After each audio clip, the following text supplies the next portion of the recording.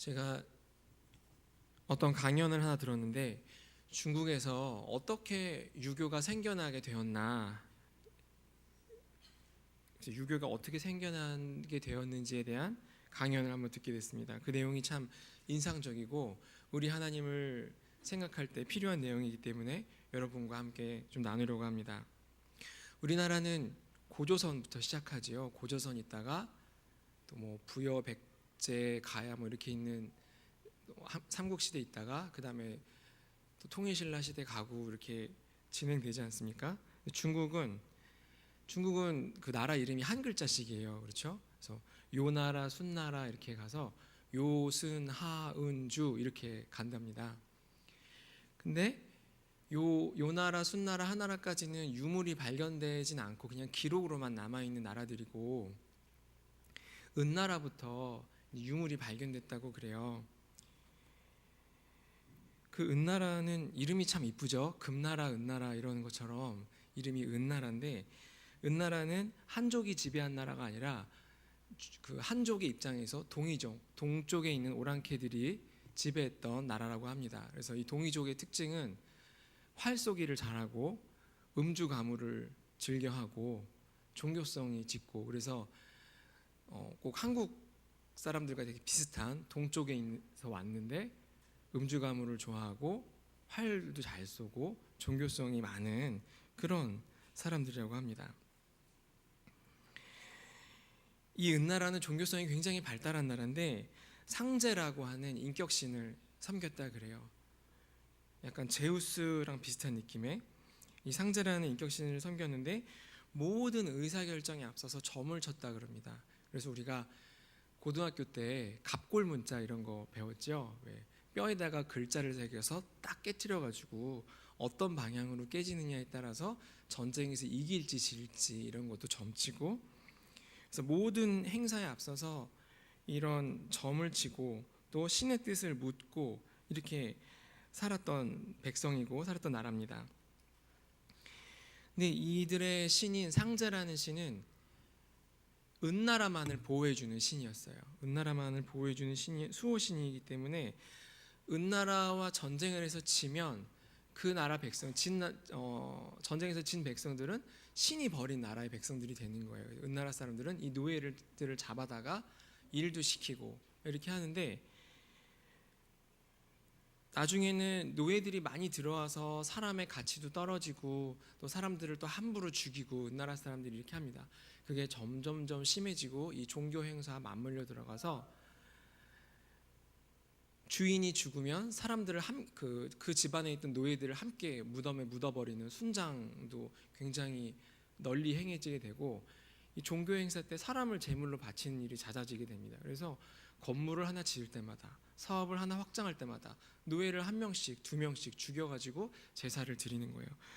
이렇게 사람을 죽이는 일이 빈번하고 사람을 사람으로 여기지 않고 하다 보니까 그럼 나라가 어떻게 되겠습니까? 반발하는 사람도 많아지고, 전쟁을 하더라도 야, 저 은나라한테 지면 우린 죽는다, 사람들이 또 적극적으로 싸우고 또 그 내부에 있는 노예들도 반란을 일으키고 해서 은나라는 한족이 주축이 되는 주나라가 일어났을 때 정복당하게 됩니다.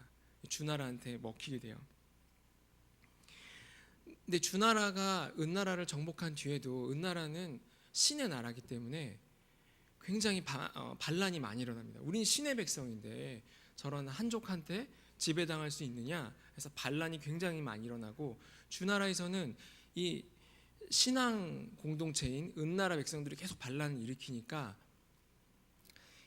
이 반란을 잠재우기 위해서 어떤 이 상제라는 인격신에 대응하는 사상이 필요하게 됐어요. 그래서 주나라에서는 도덕심을 굉장히 강조하게 됩니다. 그래서 야, 은나라 백성들아, 너희 나라가 왜 망한 줄 알아? 너희들이 사람을 함부로 죽이고 도덕적이지 않기 때문에 신이 너희를 버린 거야 라고 설득을 하면서 도덕을 굉장히 강조하게 돼요. 그래서 주나라는 어떤 인격신을 섬긴 것이 아니라 주나라에는 천사상, 하늘의 원리 이런 걸 섬기게 됩니다. 그래서 이들이 부르는 하늘, 이들이 부르는 천은 뭐 우리가 뭔가 물어보면 응답하고 이런 종류의 신이 아니고 도덕 원리예요. 도덕 원리고 이제 이게 발달했기 때문에 나중에 이 바탕을 가지고 공자도 나오고 맹자도 나오고 하면서 유교가 발달했다는 내용의 강연이었습니다. 은나라가 섬기는 상제라는 신이 옳고 그름에 상관없이 재물을 많이 바치면 그 백성을 보호해주는 어떤 마피아 같은 성격의 수호신이었다면 주나라의 주나라의 하늘은 사람들을 관찰하고 있다가 얘가 잘했는지 잘 못했는지 보고 있다가 잘했으면 상을 주고 못했으면 벌을 주는 어떤 재판장과 같은 성격의 신이었습니다. 이 강의를 했던 강사는 기독교인이 아니었어요. 그래서 이 은나라의 상제라는 신과 기독교의 신을 좀 비교하고 은나라 백성들이 우리나라에도 길에 나가면은 빨간 십자가가 쫙 깔려 있는데 우리나라가 은나라랑 좀 비슷하다 이런 식으로 이제 좀 얘기를 하더라고요. 생각해 보게 됐습니다. 정말 우리가 섬기는 하나님이 그 은나라의 상제라는 마피아 같은 신과 비슷한가? 여러분은 어떻게 생각하세요? 우리가 섬기는 하나님은 은나라의 수호신과 비슷합니까? 주나라의 재판장과 비슷합니까?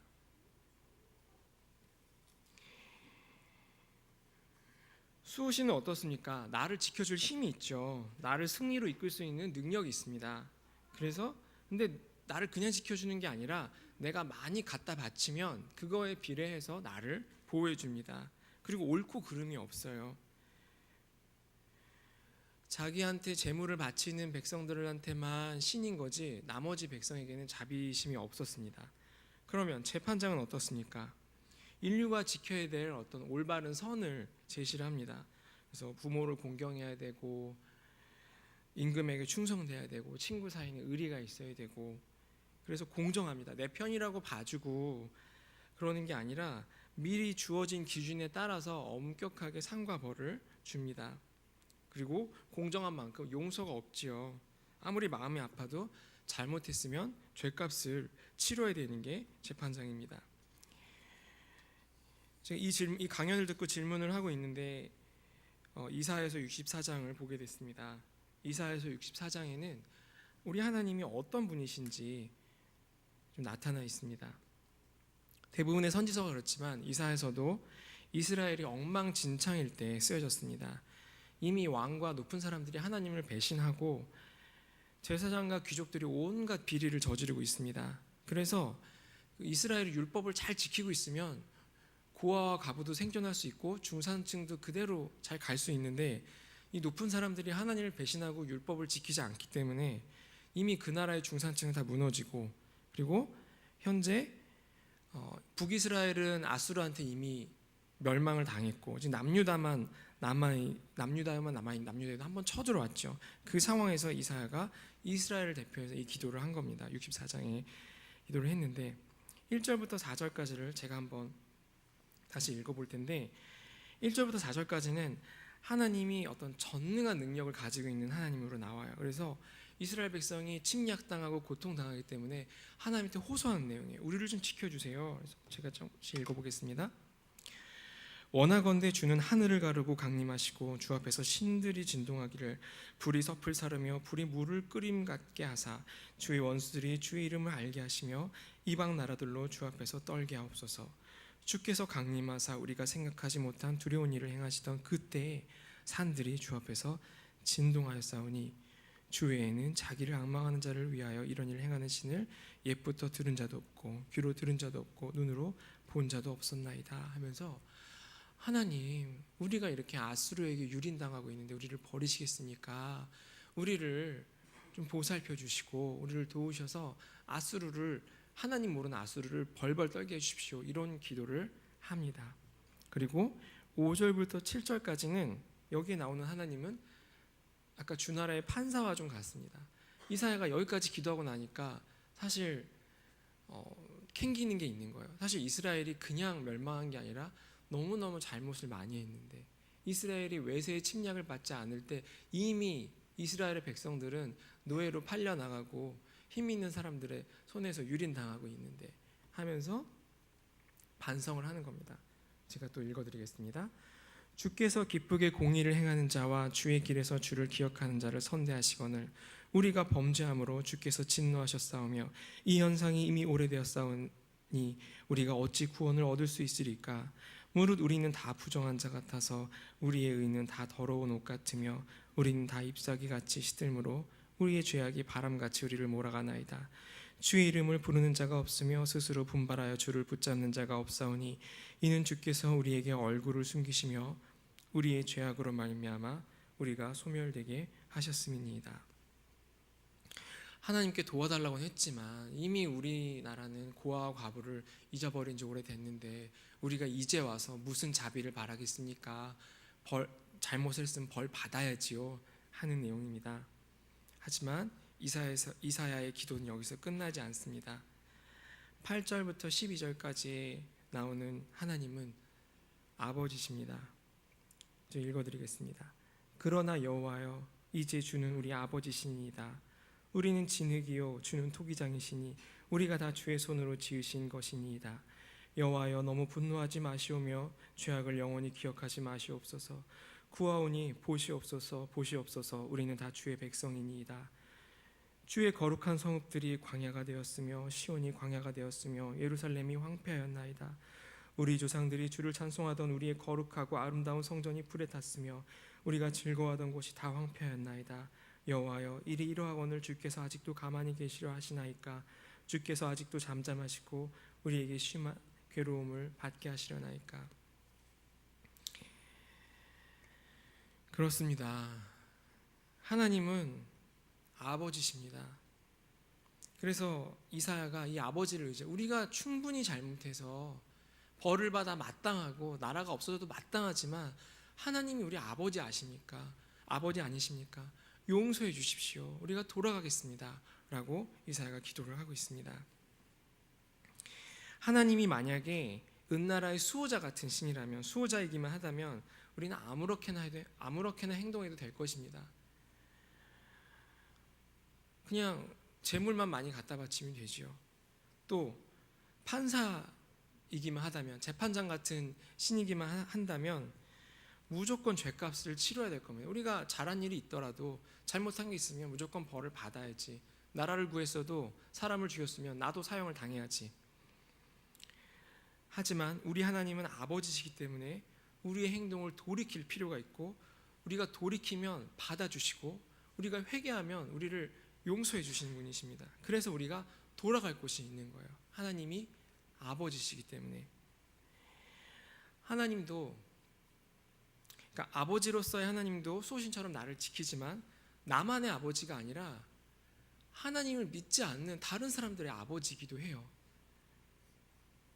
또 우리 하나님은 심판하시고 징계하시기도 하지만 이건 어디까지나 부모로서 심판하고 징계하는, 얘가 잘 됐으면 좋겠어서, 앞으로 잘 되었으면 좋겠어서 이끌려고 상벌을 주시는 거지, 자비 없이 용서 없이 우리가 한 일에 따라서 값을 주시는 분이 아닙니다. 만약에 우리가 행동한 대로 값을 주시면 우리 설교자인 저를 포함해서 여기에 살아남아 있을 사람이 아무도 없지요.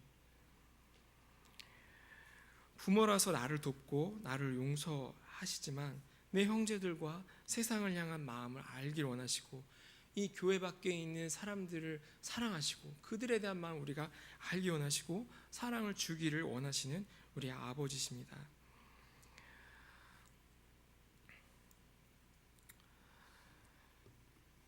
근데 안타깝게도 현재 우리 한국 교회는 하나님을 우리만의 수호자로 여기는 분들도 있고, 또는 자비가 없는 재판장으로 여기는 분들도 있어요.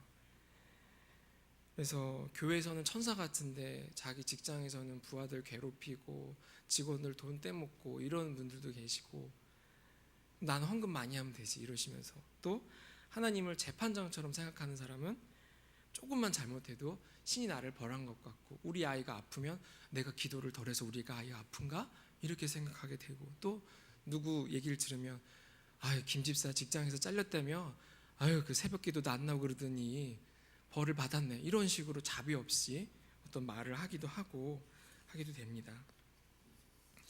수호자나 재판장은 인간이라면 누구나 생각할 수 있는 신의 모습입니다. 중국 사람들은 하나님에 대해서 얘기 들어본 적이 없지만 이 상제라든지 천이라든지 이런 것들을 다 생각해냈지요.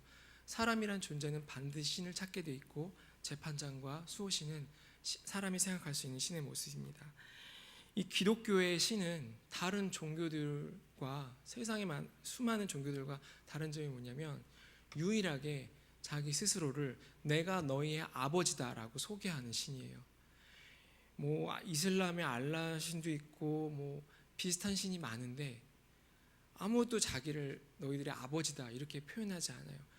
우리 성경에서 소개하는 신만 내가 너희의 아버지다. 내가 너희를 기다리겠다. 내가 너희를 용서하겠다. 돌아와라 라고 말씀합니다. 그게 다른 신과의 차이예요. 그래서 만약에 여러분이 점검해 보셔가지고 여러분의 신이 수호자거나 재판장이라면 그러면 그 신은 성경에서 설명하는 신은 아닙니다. 제가 생일이 12월인데 이제 저희 아이들하고 제 생일 전날에 패밀리 레스토랑에 갔습니다. 5살짜리 딸아이가 묻습니다. 아빠 우리 어디가? 우리 왜 이렇게 좋은 데 왔어? 패밀리 레스토랑을 가니까 그래서 아이 엄마가 오늘 내일이 아빠 생일이라서 우리 여기 좋은 데 온 거야. 맛있게 먹어. 그러니까 딸아이가 이제 아민이가 이렇게 묻습니다. 아민인데 이름이 그래? 아빠 생일이면 아빠 생일 선물 줘야 되겠다. 그래서 제가 그래 맛있게 먹어. 그리고 이제 잠이 들었는데 불 다 끄고 누웠는데 아민이가 훌쩍훌쩍 울어요. 왜 아민아 왜 울어? 그랬더니 이제 자고 나면 내일이 바로 아빠 생일인데 아민이는 아빠 생일 선물을 준비를 못했어. 그렇게 우는 거예요. 그래서 제가 그걸 듣고 생각을 많이 했어요. 5살짜리한테 이런 걸 가르친 적이 없는데 어떻게 아빠 생일 선물을 줘야 된다고 생각했을까? 아니야 아민이가 아빠 선물이지. 내일 아빠 아침에 일어나면 아빠한테 뽀뽀를 10번 해주자. 그러면 그게 아빠한테 선물이 될 것 같아. 그래서 아이가 잠이 잘 들었어요. 그리고 아침에 일어났는데 아침에 아이가 일어나서 5살이니까 이게 색종이를 가져와가지고 파란색 색종이를 가져와서는 딱 2번을 접어가지고 모자라고 아빠한테 생일 선물을 주는 모자라고 딱 가져왔어요. 제가 그거를 받고서 기분이 좋았겠습니까? 안 좋았겠습니까? 네, 너무 좋았어요. 이거 쓰고서 잘 써지지도 않더라고요. 색종이를 2번 접어가지고 그걸 들고서 아이한테 뽀뽀해주고 안고 막 빙글빙글 돌고 그랬어요. 또 조금 있다가 아이가 그 색종이를 2번 접어서 만든 모자가 너덜너덜하니까 자기가 스카치 테이프를 붙여주겠다고 아빠가 스카치 테이프를 뜯어주면 자기가 붙여주겠다고 해서 조금 더 완성도가 있는 모자를 만들어서 줬습니다. 제가 그 모자를 받고 너무너무 행복하고 기뻤어요. 너무너무 기뻤는데 제가 왜 기뻤을 것 같습니까? 생각해 보십시오. 5살짜리가 뭘 하면 40살짜리 아버지가 그게 도움이 되고 보탬이 되겠습니까?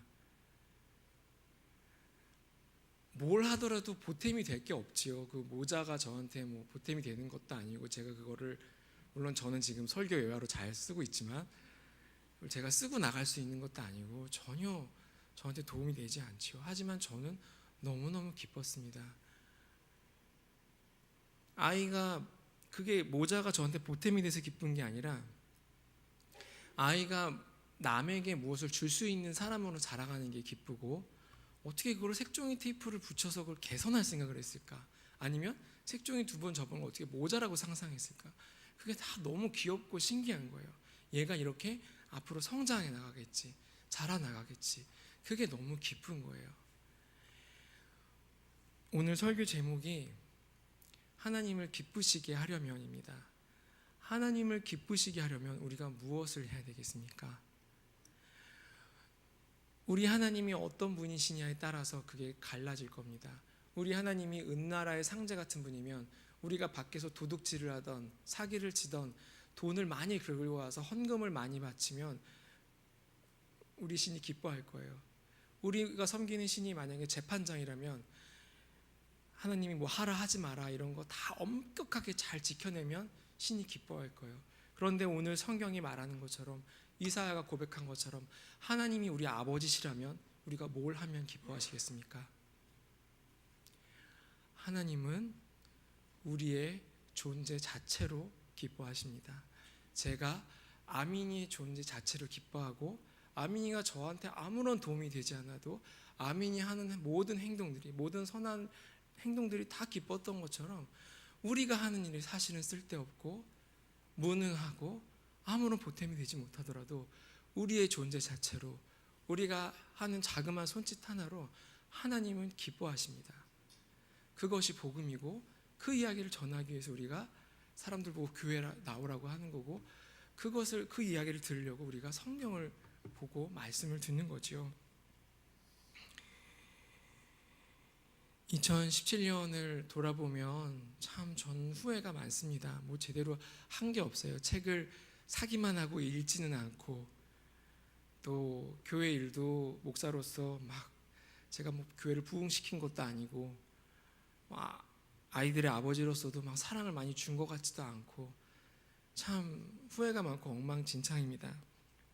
하지만 제가 2018년을 바라볼 때 내가 뭘 해서가 아니라 내 존재 자체로 기뻐하시는 하나님을 다시 한번 마음에 기억하고, 그것으로 제 2017년을 평가합니다. 하나님이 또 제가 사실은 숨쉬기 운동만 하고 있었지만 내 존재만으로도 하나님이 기뻐하셨겠지. 또 2018년을 계획합니다. 참 하고 싶은 게 많아요. 살도 빼고 싶고, 책도 많이 읽고 싶고, 뭔가 하고 싶은 게 많은데, 하나님이 또 내 존재만으로 기뻐하실 것을 믿고, 내가 혹시 실패하더라도 하나님이 나를 기뻐하실 것을 믿고 2018년을 기획을 합니다.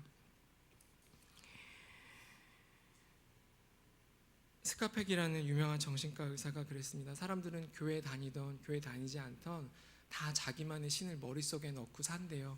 그래서 이 정신과 의사가 사람을 치료하려면 어떻게 해서든 알아내는 게 그 사람 머릿속에 있는 신이 어떻게 생겼나를 관찰한답니다. 우리 설교를 들으시는 도일교회 성도님들은 어떤 신과 함께 사십니까? 수호신과 함께 사십니까? 아니면 재판장과 함께 사십니까? 아니면 그 이도저도 아닌 괴물, 나를 괴롭히기만 하는 괴물신과 혹시 사시는 분도 있을까요? 우리 하나님 아버지와 함께 2018년을 계획을 하셨으면 좋겠습니다.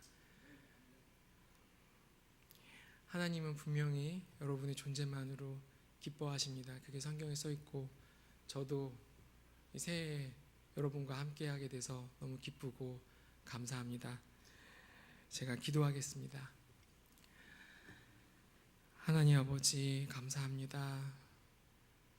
우리를 사랑하셔서 이 세상을 지으시고, 우리를 지으시되 보기 좋다고, 심히 보시기 좋았다고 말씀하시고, 또 우리가 죄인 되었을 때, 원수 되었을 때부터 우리를 사랑하셔서 우리를 위해 사람이 되어 내려오시고, 우리를 위해 죽으시고, 우리의 죄를 사하여 주시고, 또 우리에게 기쁜 소식을 전해주셔서 감사합니다.